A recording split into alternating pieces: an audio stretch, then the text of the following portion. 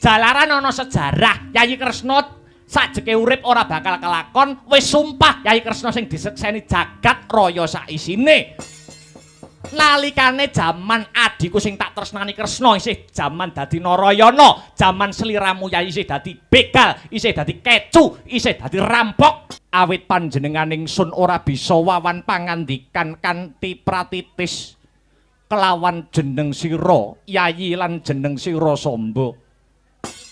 Jalaran ing ripalungguhan sak mengko babar pisan ora nduga mono. Pepundhenmu ing negara Mandura, Kaka Prabu Baladewa ingkang ripalenggahan sak mengko kesdu rawuh ana madyaning Praja Dwarawati. Kranten wis padha sawetara anggone lelenggahan, pun Rama bakal manembrama marang rawuhe pepundhen ing Mandura ya Samba Wisnubrata. Nok-non inggih. Rama Dewaji sasana saha wanci kula aturaken dumateng Paduka Rama Dewaji anggenipun badhe manembrama dumateng rawuhipun Wa Prabu Mandura Prabu Baladewa. Duh Kaka Prabu jimat pepundhen kula donya prapting delahan. Duh Kaka Prabu Baladewa sami wilujeng rawuhipun jeng Kaka Prabu wonten ing Praja Dwarawati mriki Duh Kaka Prabu. Weh lah dalah. Ya. Yah Kresna, yah. Nir ing sambikala praptaningpun Kakang. Saka omah Mandura nganti tekan Dwarawati tansah pinayungan karaharjan dening Gusti Kang Maha Wikan. Satemah lulus raharja praptaning pun Kakang ing Mandura ora ana alangan sawiji apa Yayi. Nuwun inggih Duh Kaka Prabu. Puji syukur marang purbaning Gusti ingkang Maha Luhur. Keparenga kula ngaturaken pasegahan panakrami pambagi mugi kunjuk dumateng Kaka Prabu Baladewa. Alah dalah, iya to Yayi, iya. Dahat katedha kalingga murda seh panakramine Yayi Prabu Harimurti kang rumentah marang kakangmu Mandura iki. Kosok wangsul Yayi. Kongsok wangsul puja pangestawanipun Kakang Mandura wae tumrapa marang jeneng sira Yayi Danardana. Nok-non nuwun inggih Duh Kaka Prabu. Gorawalan anggen kula mundi kapetekaken wonten ing jaja rumeketing Wardaya miwah honorah daging kayuwanan. Sumangga Kaka Prabu kula aturi lenggah ingkang prayogi. Iya Kresna, iya. Ndak kira wis ora kurang prayoga lenggahipun Kakang Kresna. Nuwun inggih Kaka Prabu, monggo dipun sambi sak wontenipun. Ya, matur nuwun, matur nuwun, matur nuwun.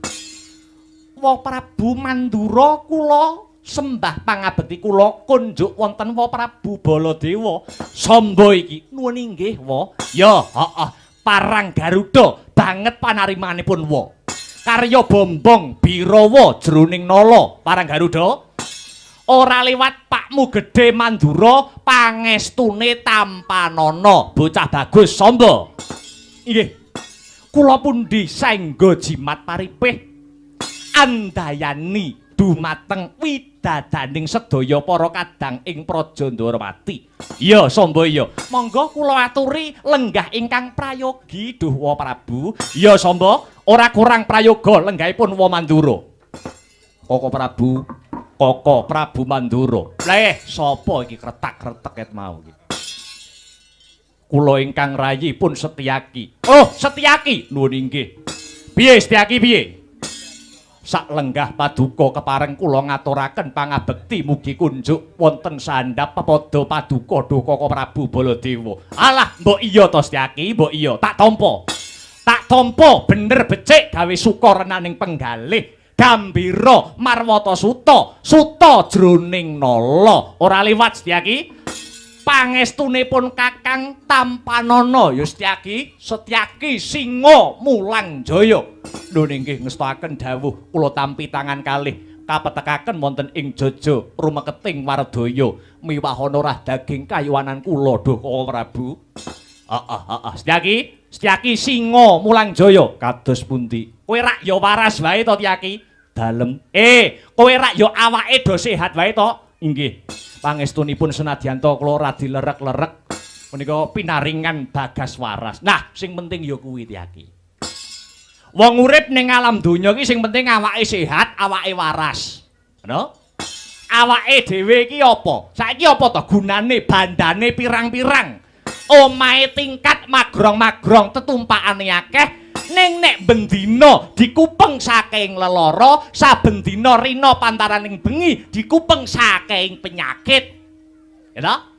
Bendina dikupeng saking lelara, dikupeng saking sakit, terus apa gunane? Rak ya ngono to Setyaki. Lho niki lakar kados mekaten Duh Koko Prabu. Ayo. Iya. Dadi waras ki penting, sehat kuwi baku. Saya-saya kahanan sing kaya ing mri palenggahan sak mengko iki. Awake dhewe kudu bisa njaga marang kesarasaning awak. Aja nganti kena lelara, saya-saya penyakit kang mapane ana ing jero. Kuwi penyakit dalam, kuwi biyuh tamban-tambanane angel, tur ya regane larang Setyaki. Pripun? Piye? Pripun kados pundi kala wau ngendika Paduka? Wong ki aja nganti kena karo penyakit utawa lelara, ya ta? Merga penyakit mau utawa penyakit sing mapan ana jero kuwi angel tamban-tambanane tur to ragate ki ya larang. Heh? Napa nggih? Saiki gagasen penyakit sing mapane ana ing jero ki apa bae? Liver, jantung, ya ta? Kencing manis. Kuwi tamban-tambanane larang tur to marine ya ongel. Beda karo penyakit sing ning jaba, penyakit ingkang mapan wonten Jawi. Heeh. Gatel, gudiken, kadasen, panu, kutilen. Wong gudiken, wong kadasen kuwi tambane mayar, tambane murah, dikukur wis cukup, ngono.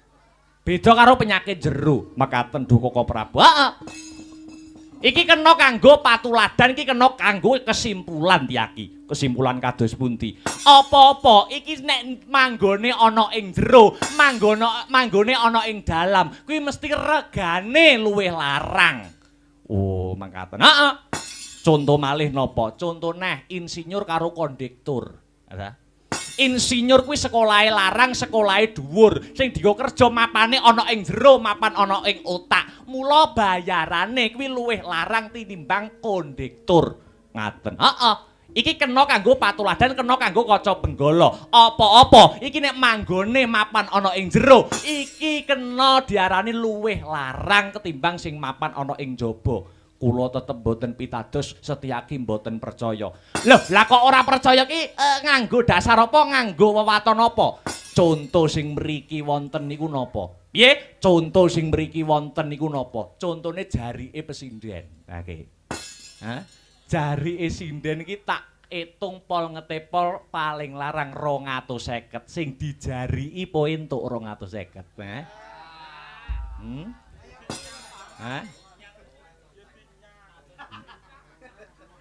Nek wonten kedadosan kok sing dijariki luwih murah timbang jarike njero wis bosok ngono. Bosok koklok dirubung laler, ngilani. Wo, inggih. Inggih. Iki kena kanggo kaca benggala. Apa-apa ki sing ning jero regane luwih larang. Piye, bojomu rak ya sehat to Dewi Warsini? Nggih. Pinaringan pangestunipun Koko Prabu, nggih. Pinaringan kesarasan. Anake anak kula. Ya, nggih pangestunipun nggih ginanjar kawilujengan. Anakmu kae pira to ki? Dalem. Anakmu kae pira? Nembe setunggal Koko Prabu. Oh, isih siji kae. Nggih. Tole ki nak lanang to. Pripun? Tole ki nak lanang to. Temputi-pundi nek tole niku nggih lanang. Nek wedok niku nduk. Oh, iya. Sapa jenenge kok lali aku. Naminipun inggih punika anak kula nuwun inggih pun Songo. Sapa? Songo.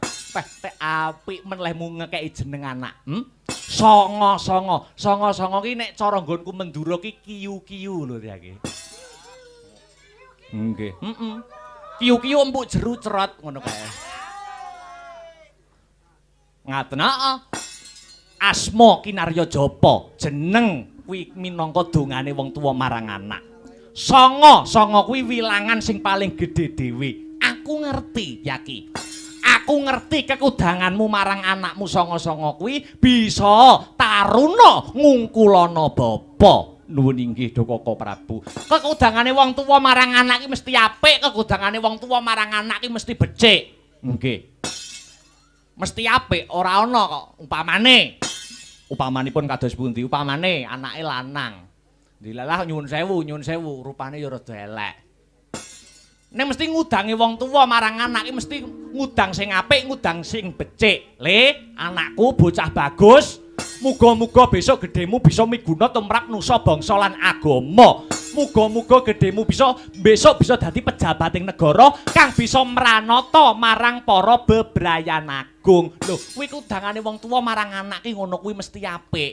Nuwun inggih. Ora ana kok ngudang anake lanang kok. Le cah elek. Muga-muga sok gedhemu dadi maling. Kuwi ora ana. Oh, ngaten nggih Koko Prabu. Heeh. Upamane anake wedok. Nggih. Anake wedok ya rada elek, wong ya mboke elek. Nggih. Mesti ngudange ya mesti apik, ngudange mesti sae. Heeh. Nduk Cahayu, muga-muga besok gedhemu bisa miguna tumrap nusa bangsa lan agama senadyan kowe wong wedok aja nganti kalah karo bocah lanang-lanang kuwi. Kowe dadi wong wedok kudu iso mandireng pribadi, bisa dadi wong wedok sing ngarumke asmane wong tuwa. Kekudangane wong tuwa ki ngono kuwi mesti nyang anak. Nggih. Ora ana kok procot metu wedok kok dikudang. Nduk anakku cah elek. Muga-muga sok gedhemu dadi begenggek. Ora ana ngono kuwi. Oh, mboten wantun. Heeh, ora ana. Sajroning sewengi tamu mono 200 mamane. Mboten angsal. Ora enek. Dadi kekudangane anak kuwi mesti apik, mesti becik. Tur to jenenge anak kuwi ya penting kaya kowe kuwi jenenge anak songo-songo kuwi wis pas wis matuk kuwi wis gatuk. Nuwun inggih Koko Prabu lakar kados mekaten. Apik anakmu songo-songo. Nggih. Dadi ambak mung jenenge anak kuwi ya nganggo patokan, ya to? Tembunge Jawa asma Kinarya Japa. Dadi aja ngawur. Mboten kenging ngawu-ngawu gawar. Ora kena ngawur. Jenenge anak iki kudu nganggo petung sing genep, kudu nganggo ditraju kanthi permati. Nuwun inggih. Aja kaya tanggaku kae.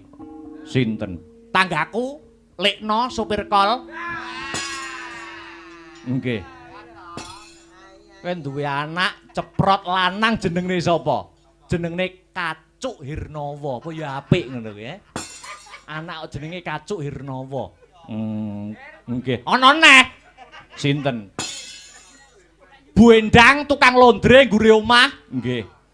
Kae duwe anak wedok jenenge ya elek, jenenge ora apik. Sinten? Mosok jenenge Nunuk Ndrati kuwi apik. Apa apik ngono kuwi? Ya nek ora tabrakan, nek nganti tabrakan, ha.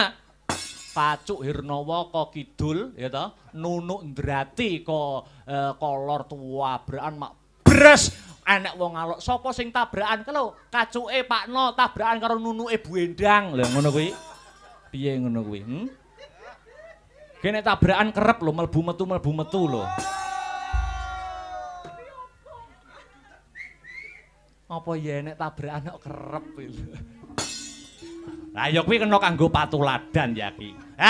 Wis, kapan-kapan ya ki. Nek ana wektu kang mirunggan, wektu sing ngomber jagongan karo aku, peh aku nek jagongan karo kowe rumangsa aku tek iso gayeng gumarenggeng. Ora krasa suwi-suwi asbak iso kebak dhewe. Nggih, ngestokaken dawuh Koko Prabu. Koko Prabu. Piye Kresna? Sak sampunipun asat punang riwi, tumata punang Guswa. Satata lenggahipun sumangga kula aturi radi majeng lenggahipun. Bares mawon. Andadosaken kagiat sajroning manah kula slendra ingkang raos dene dinten sak mangke jengandika Koko Prabu Baladewa kesdurawuh wonten madyaning praja Dwarawati kendhih kumrungsunging galih kesuk panata ling kalbu daya-daya uninga jatining karsa punapa darunaning paduka Koko Prabu tindak dhateng praja Dwarawati mriki Koko Prabu. Permara reh mangus pomyong ambrengeng kadhi karunaning kaswasih ring marga memalagung Risang gandha wastrat maja leng-leng lalu mangulati Surya mangrangsang wayah Surya mangrangsang wayah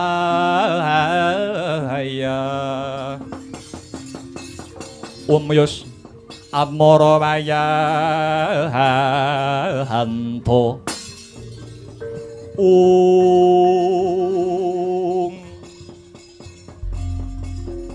Kresna kula wonten dawuh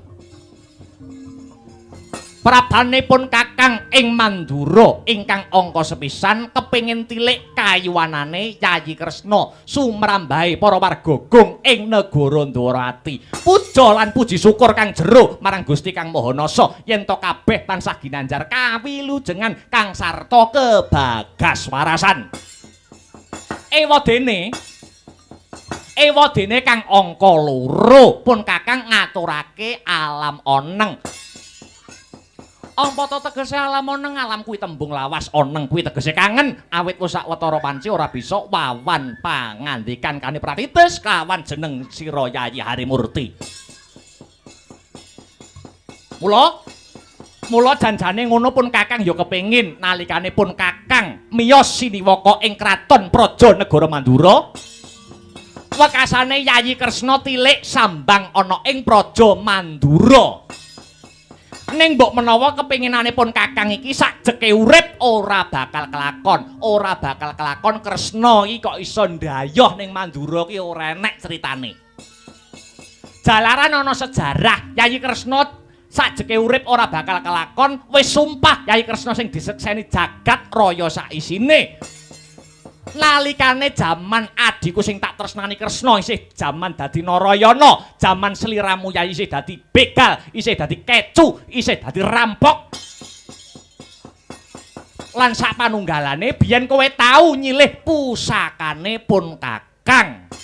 Nembung bakal nyilih ya kuwi wujute Kyai Nenggala kinarya mateni Ratu Angkara Murka saka negara Ndwarawati Purwa kang jejuluke Prabu Menari Singa.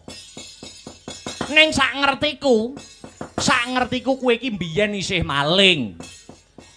Temahan ora tak silihi pusaka Nenggala ning malih kowe tak unek-unekke entek amek kurang golek paribasane.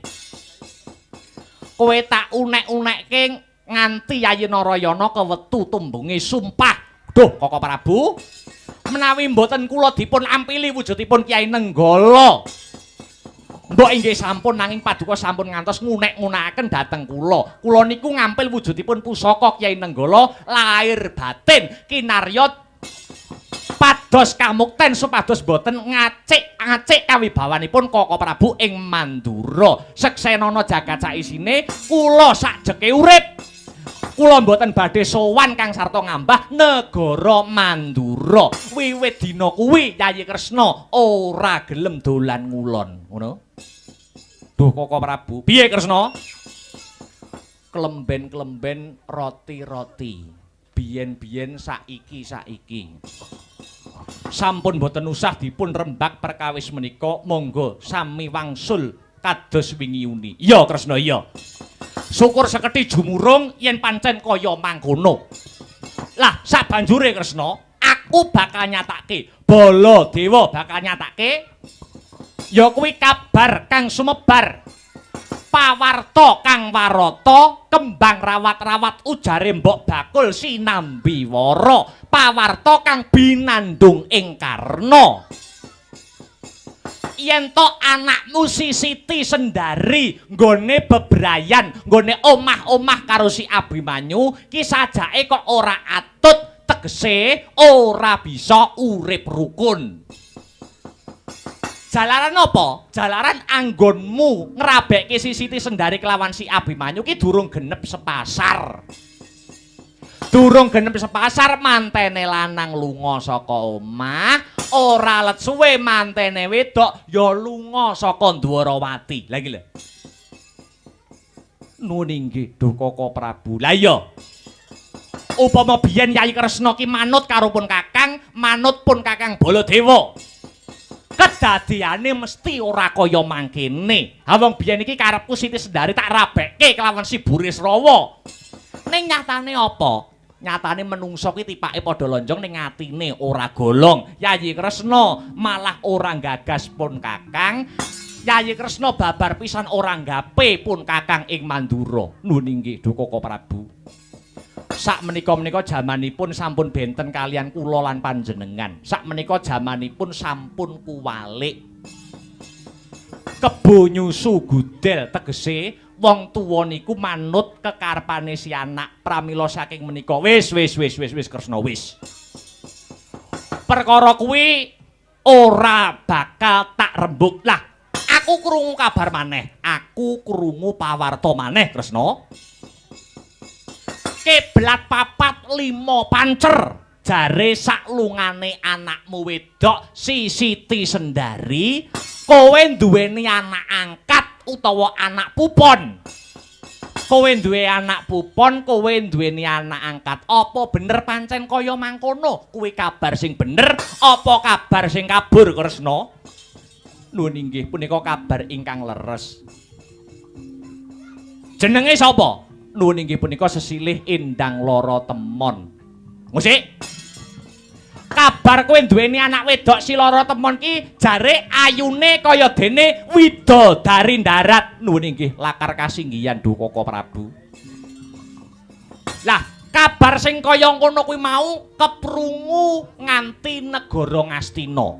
Keprungu saka negara Ngastina. Yayi Prabu Duryudana ing negara Ngastina. Mula Kresna. Mula Yayi Prabu Duryudana ing negara Ngastina nyambat marang pun Kakang supayane ngebon-ngebon esuk ngudan-udan sore nglamar marang putramu putri si Endang Lara Temon. Bakal didhawuhke kelawan putrane Yayi Prabu Duryudana sing jenenge Lesmana Mandra Kumara. Piye?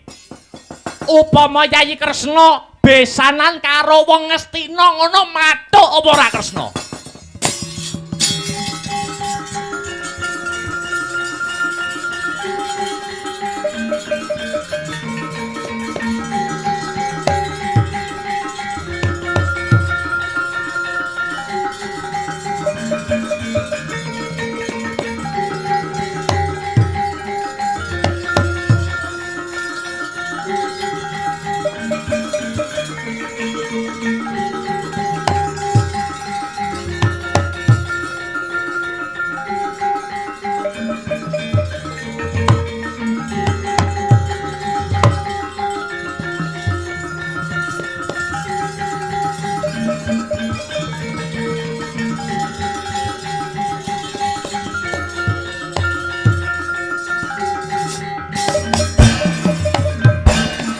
Lenglenging driya mangu-mangu mangungkung kanduhan rimang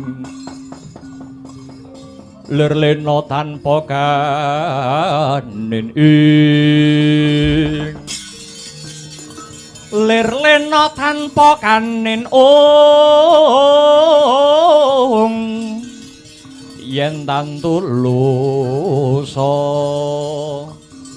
yen tantulusa mengko sang dyah utama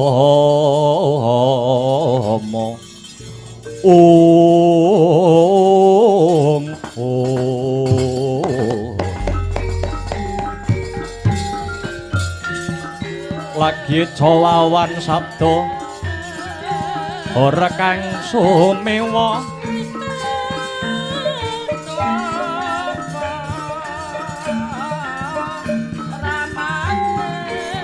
wonten dwirata makta pedhot keng mantilan kathah samya narka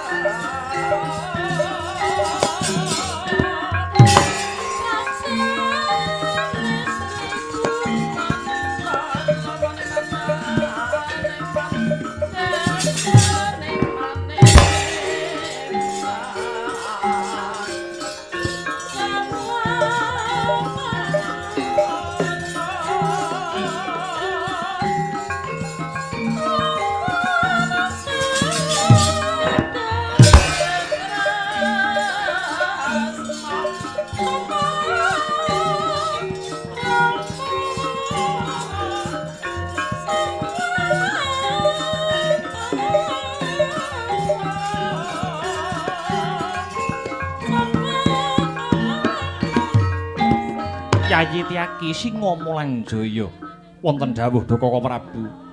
Ana parigawe apa sak rampunge jeneng sira, Yayi? Nyawang marang kahanan kang ana ing jaba. Ngabyantara ana ngarsaning sun. Nuwun inggih kepareng matur Koko Prabu. Wonten geger ing pasiban jaba. Jaba geger lakar kasinggihan. Apa ana dwirada pedhot saka wantilan singa mijil saka kerangkeng kuda kang tilar pandengan gedhe-gedhene ana parang mungka kang anempuh yuda. Duh Koko Prabu, geger wonten pasiban Jawi awit wonten praptanipun Ki Lurah Petruk dalah pun Bagong ingkang badhe ngadhep wonten ngarsanipun Paduka Sinuwun. Mangkono Setyaki, nok-nok nuwun inggih.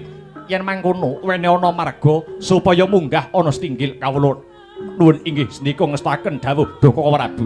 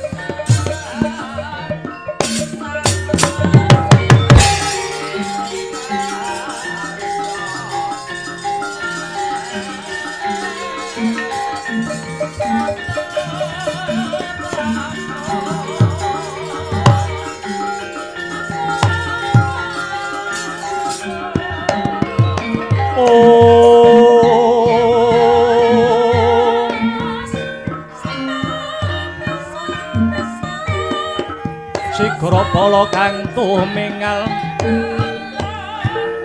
perang campa samya medali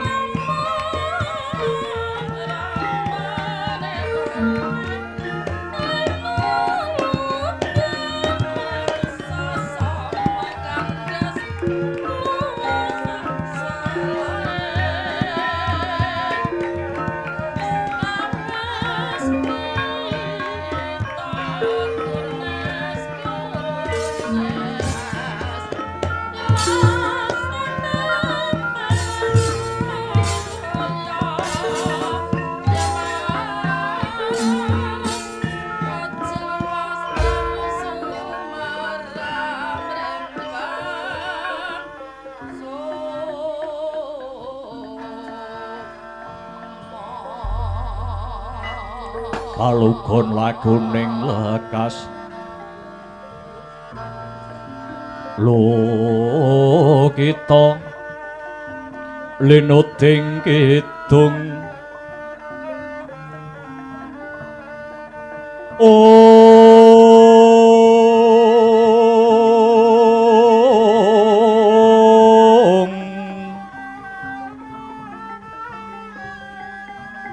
kadung kadarang omong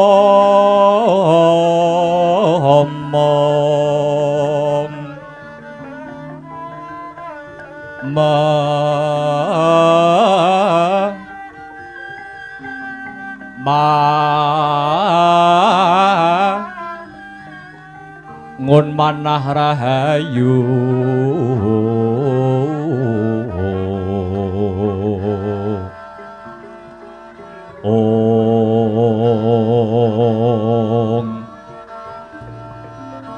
ayu ana tan akolong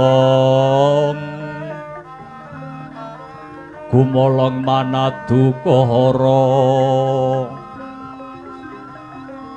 ong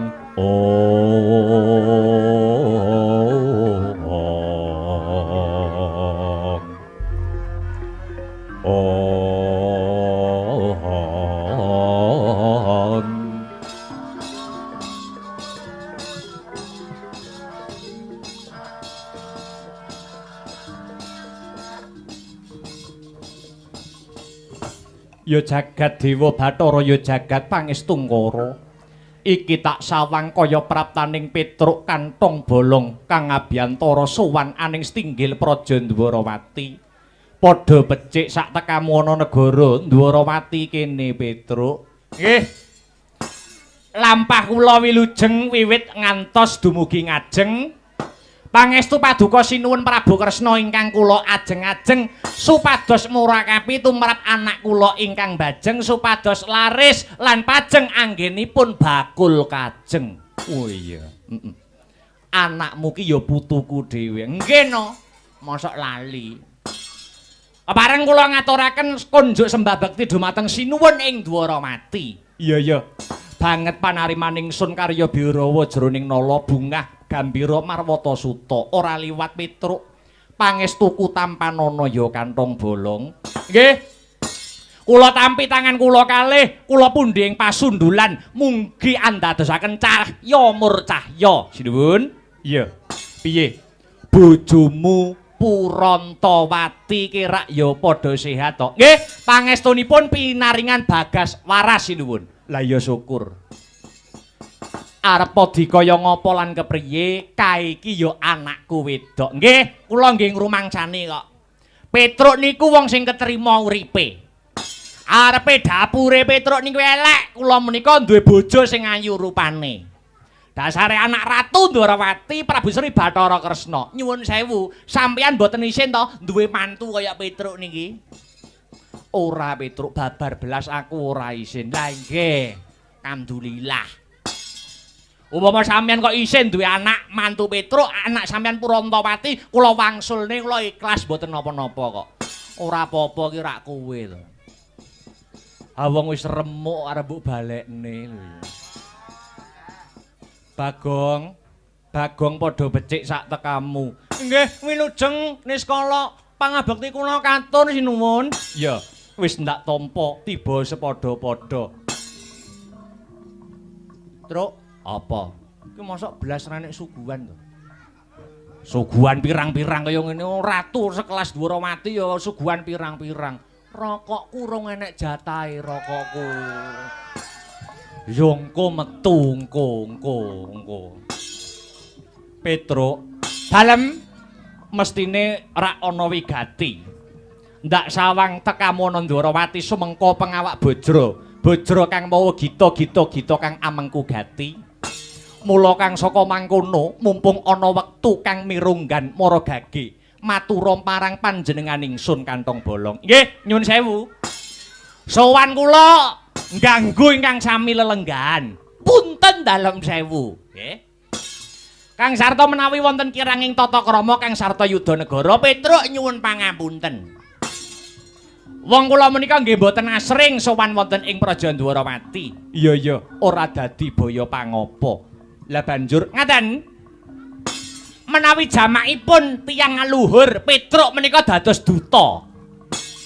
Ning gandeng mung sak Bapak Semar kula cekap dipun kengken ngaten mawon kalian Bapak. Kowe dikongkon apa karo bapakmu Semar Petruk? Ngaten. Critane ngaten. Bapak niku rak duwe anak anyaran. Anak anyaran. Nggih. Sakliyane kula Mas Gareng kalian Dik Bagong niki anak anyaran utawi anak pupon sing jenenge Bambang Senet. Bambang niku sing bedhug. Niku. Nggih pun sawetawis dangu anggenipun ngabdi teng bapak. Nggih to? Dikongkon ngalor ya ngalor, dikongkon ngidul-ngidul cah niku nak sregep jane. Utun. Bambang Senet. Nggih. Karepe nggih pengin kaya bapake karepe lah gandeng lare menika sampun ngancik dewasa, mutah dumateng Bapak Semar. Pengin nambut silaning akrami. Lah ingkang tinuju mboten sanes, sing dituju mboten liya putra Jengandika sinuwun ing Dwarawati ingkang asesilih endang lara temon. Nah kula niku nganti gumun. Kula niku nganti gumun setahun jembleng serendeng kali adik kula Senet niku. Ing atase bocah ra tau metu omah kok ya mudeng karo bocah wedok, bocah Dwarawati sing jenenge Endang Lara Temon. Nganti kula takoni, "Le, Senet, kowe kok ngerti yen Sinuwun Dwarawati duwe anak sing ayu ki saka ngendi?" Jarene saka TikTok jarene.